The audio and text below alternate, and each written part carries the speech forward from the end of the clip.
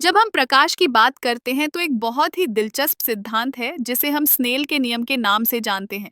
यह नियम हमें बताता है कि जब प्रकाश एक माध्यम से दूसरे माध्यम में प्रवेश करता है तो उसका दिशा परिवर्तन कैसे होता है। स्नेल का नियम कहता है कि प्रकाश की किरण जब एक माध्यम से दूसरे माध्यम में जाती है तो उसके प्रवेश के कोण और बाहर निकलने के कोण के बीच एक निश्चित संबंध होता है। इसे हम इस फॉर्मूले से समझ सकते हैं। N1 sin S1 AA N2 sin Z2।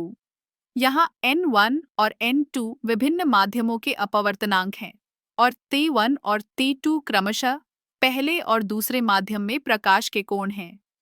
अब यह अपवर्तनांक क्या होता है? यह एक संख्या है जो बताती है कि किसी माध्यम में प्रकाश की गति कितनी धीमी या तेज है।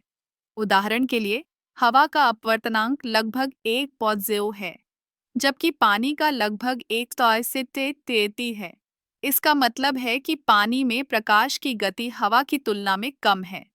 जब प्रकाश हवा से पानी में प्रवेश करता है, तो उसकी गति कम हो जाती है और वह अपने रास्ते में मोड़ जाता है। यह मोड़ हमें दिखाई देता है और यही कारण है कि जब हम किसी तली हुई वस्तु को पानी में देखते हैं तो वह थोड़ा सा विकृत दिखाई देती है। एक मजेदार उदाहरण लेते हैं। जब आप एक स्ट्रॉ को एक गिलास पानी में डालते हैं तो आपको लगता है कि स्ट्रॉ टूट गया है या वह मोड़ गया है। यह स्नेल के नियम का ही कमाल है। स्नेल का नियम न केवल प्रकाश के लिए बल्कि ध्वनि और अन्य तरंगों के लिए भी लागू होता है। जब ध्वनि एक माध्यम से दूसरे माध्यम में जाती है तो वह भी अपने रास्ते में मोड़ जाती है।